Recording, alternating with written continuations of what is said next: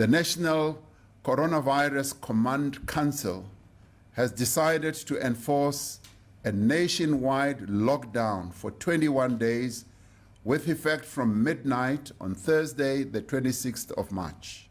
Ibixesha elinzima susela oko umongameli weli mnumzana Ramaphosa wabhengeza inkqubo yokumiswa ngxi kweentshukumo. Ololiwe bamiswa nenqwelomoya bezingabhabheli emajukujukwini.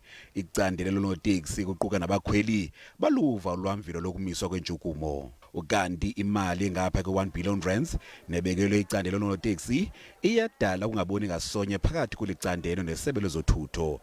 That money amounts really to nothing. It may seem as if we are unappreciative, but the reality, of course, is that that amount of money is nothing. You are talking to a guy who must 1st July pay banks their installment, which is not 3,500, which is not 5,000, which is not even 10,000, which is anything between 12,000 and 15,000 rands.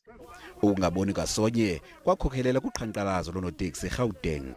All operations as from tomorrow, the 29th, in all the 9 provinces will be loading 100% capacity, but in compliance with the regulations as we have indicated.